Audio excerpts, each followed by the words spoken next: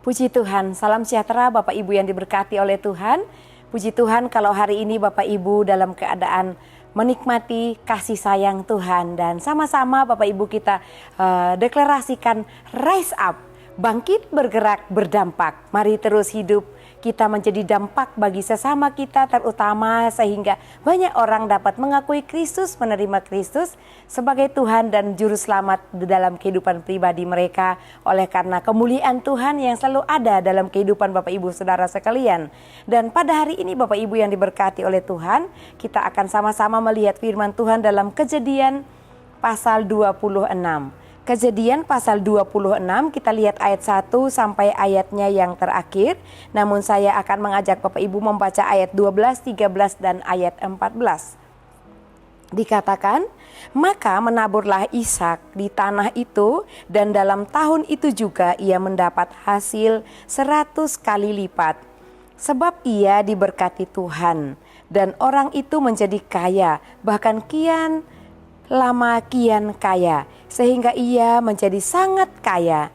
Ia mempunyai kumpulan kambing domba dan lembu sapi serta banyak anak buah, sehingga orang Filistin itu cemburu kepadanya. Puji Tuhan Bapak Ibu Saudara yang diberkati oleh Tuhan, saya memberikan judul untuk renungan kita pada hari ini yaitu subur di tengah kekeringan. Bapak Ibu pernahkah lihat ada tanah yang kering, ternyata ada kesuburan yang tumbuh, bahkan tumbuhannya tidak layu. Nah, pada kesempatan hari ini, mari kita merenungkan kebenaran firman Tuhan ya, yaitu subur di tengah kekeringan. Bapak Ibu yang diberkati Tuhan, di sini kita melihat kesuburan. Baik, yang pertama kita lihat dulu ya, bagian observasi. Bapak Ibu pasti sudah luar biasa. Siapa saja Bapak Ibu pribadi-pribadi yang ada dalam firman Tuhan ini, supaya Bapak Ibu lebih lengkap lagi boleh baca dari ayat 1 ya. Dikatakan di sana ada nama-nama yang disebutkan selain Ishak, ada Abraham, ada Abimelek, dan juga ada orang-orang Filistin dan juga hamba-hamba dari Abimelek ya. Ada banyak orang-orang yang tertulis dalam firman Tuhan ini. Puji Tuhan, peristiwanya tentang Ishak mengalami kelaparan dan akan mencari sumber makanan. Dia ingin pergi ke Gerar. Kalau Bapak Ibu baca ayat 1 sampai 5, khususnya ayat 1 dikatakan bahwa terjadi kelaparan. Jadi peristiwanya sangat dahsyat, kelaparan yang dialami oleh orang Israel, bahkan orang-orang yang ada di sekitarnya. Oleh karena itu, Ishak ini ingin pergi ke Mesir pada waktu itu. Dia pergi ke Gerar, tetapi Tuhan berfirman kepadanya untuk tidak melangkah ke sana. Baik Bapak Ibu, mengapa terjadi kekeringan? Kita akan masuk dalam bagian interpretasi. Dalam bagian interpretasi mengapa terjadi kekeringan. Kekeringan bisa terjadi karena beberapa hal. Saya bagikan 3 hal. Yang pertama, kekeringan bisa terjadi karena hukum alam. Karena terjadi kekeringan yang didasarkan oleh karena faktor alam, yaitu faktor keadaan tidak adanya curah hujan sekian lama atau dalam kurun waktu tertentu cukup lama sehingga mengakibatkan kekeringan. Nah ini ya, dan kekeringan juga bisa terjadi karena yang kedua, kesalahan manusia. Karena dampak kesalahan manusia, banyak orang mengalami kekeringan. Bukan karena Tuhan tidak menolong Bapak Ibu Saudara, tetapi kekeringan terjadi karena kesalahan manusia yang kurang pandai mengelola apa yang sudah Tuhan percayakan dan berikan di dalam kehidupan ini. Kadang-kadang tanah itu cukup bisa menghasilkan. Ada sumber air, ada sungai, sungai besar maupun sungai kecil. Tetapi manusia tidak cukup pandai mengelola apa yang Tuhan sudah berikan dalam kehidupan ini. Apa yang Tuhan sudah percayakan dalam kehidupan kita. Kita kurang punya ilmu, kita kurang memiliki inisiatif, kita kurang memiliki kreativitas dalam mengelola apa yang Tuhan sudah percayakan atau berikan dalam kehidupan kita. Oleh karena itu dalam bagian kedua ini, kekeringan oleh karena kesalahan manusia, kita memerlukan hikmat, akal budi, pengetahuan, pengertian dari Tuhan sendiri. Nah, supaya kita memiliki hal-hal ini, tentu kita harus memiliki Tuhan dalam hidup kita. Jangan sampai kita mengaku orang Kristen tetapi kita tidak punya Tuhan dalam hidup. Kita lebih mengikuti cara hidup dunia, ya, dalam perkataan, perbuatan, kehidupan sehari-hari. Namun ketika kita mengikut Tuhan, tentu Tuhan akan memberikan hikmat Bapak Ibu Saudara untuk mengelola apa yang Tuhan sudah berikan dalam kehidupan kita. Kekeringan bisa banyak hal, ya, tentang kesalahan manusia. Mungkin manusia yang malas, manusia yang ogah-ogahan, enggan untuk berkegiatan. Seperti firman Tuhan dalam Amsal dikatakan bahwa orang yang lamban atau orang yang malas maka tidak akan memperoleh segala sesuatu. Berbeda dengan orang yang tangannya rajin. Apapun yang dijumpai tangannya, dia kerjakan dengan sekuat tenaga. Dan dia lakukan seperti untuk Tuhan. Dan pastinya Tuhan menyertai dan menghasilkan yang baik. Oleh karena itu Bapak Ibu yang terjadi dalam Tuhan, kita bisa merenungkan pada hari ini bahwa kekeringan bisa terjadi karena kesalahan kita sendiri. Kesalahan manusia itu sendiri. Dan yang ketiga, kekeringan bisa terjadi karena tangan Tuhan sendiri. Tangan Tuhan, kekeringan bisa terjadi karena Tuhan yang izinkan. Karena Tuhan ingin kita tetap berharap dan berdoa kepada Tuhan, taat kepada Tuhan, ya. Seperti yang kita baca dalam ayat 12, 13 dan 14, kisah tentang Ishak.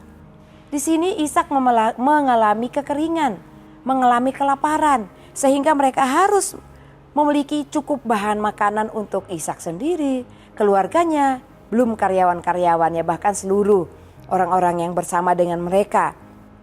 Tetapi terjadi suatu ujian, tantangan, oleh karena tangan Tuhan yang mengizinkan kekeringan, kelaparan terjadi di daerah tersebut. Dan ketika Ishak ini melangkah sesuai dengan pengetahuan yang mungkin bagi Ishak itu juga pengetahuan yang dia miliki dari Tuhan, sehingga dia memiliki akal untuk pergi ke Mesir. Tetapi Bapak Ibu, kalau Bapak Ibu baca dari ayat 1 sampai 5, Tuhan mencegah Ishak, ya. Dikatakan ayat 2, lalu Tuhan menampakkan diri kepadanya serta berfirman, "Janganlah pergi ke Mesir, diamlah di negeri yang akan ku katakan kepadamu." Dan Tuhan katakan tinggallah di negeri yang Tuhan katakan kepadanya. Ayat selanjutnya Tuhan berkata, ayat 4, "Aku akan membuat banyak keturunanmu seperti bintang di langit. Aku akan memberikan kepadamu keturunanmu seluruh negeri ini, dan oleh keturunanmu semua bangsa di bumi akan mendapat berkat." Dan kuncinya di ayat yang kelima Bapak Ibu Saudara. Di tengah kekeringan terjadi kesuburan, ya. Dikatakan karena Abraham telah mendengarkan firman-Ku dan memelihara kewajibannya kepadaku, yaitu segala perintah, ketetapan, dan hukum. Tadi saya sampaikan Bapak Ibu Saudara, yang ketiga adalah tangan Tuhan. Mengapa Tuhan mengizinkan kadang-kadang terjadi kekeringan di dalam kehidupan kita? Karena Tuhan ingin kita hidup menaruh pengharapan hanya kepada Tuhan. Bukan melihat sekitar kita. Ketika kita kekurangan, mengalami kekeringan dalam hidup ini, kita melihat tetangga kita, orang lain, ya, orang yang tidak berpengharapan kepada Tuhan, kok diberkati, lalu kita menyeberang. Jangan Bapak Ibu Saudara, orang Mesir bukan orang yang percaya kepada Tuhan. Dan kadang-kadang orang Kristen terpicut oleh hal-hal dunia ini. Ketika kehidupannya tidak lagi mungkin seperti tidak diberkati, meskipun sebenarnya Tuhan tidak pernah untuk tidak memberkati umatnya. Tetapi karena perbuatan kita yang tidak hidup di bawah tangan Tuhan, lebih mengandalkan diri sendiri atau malah hidup mengikuti arus dunia ini, sehingga kita mengalami kekeringan. Dan banyak orang yang pergi ke seberang, melihat keberhasilan orang lain ataupun itu kepercayaannya, tidak peduli. Yang penting dia memperoleh kesuburan, memperoleh makan minum, kebutuhan ekonominya tercukupi. Oleh karena itu mau menyeberang. Bapak Ibu, jangan menyeberang. Tetaplah di negerimu, tetaplah kepada kepercayaan kita. Sebab Tuhan katakan, ketika Tuhan melihat kita mengalami kekeringan seperti Ishak, Tuhan katakan, "Aku akan memberkati engkau. Aku akan memberikan keturunan yang banyak."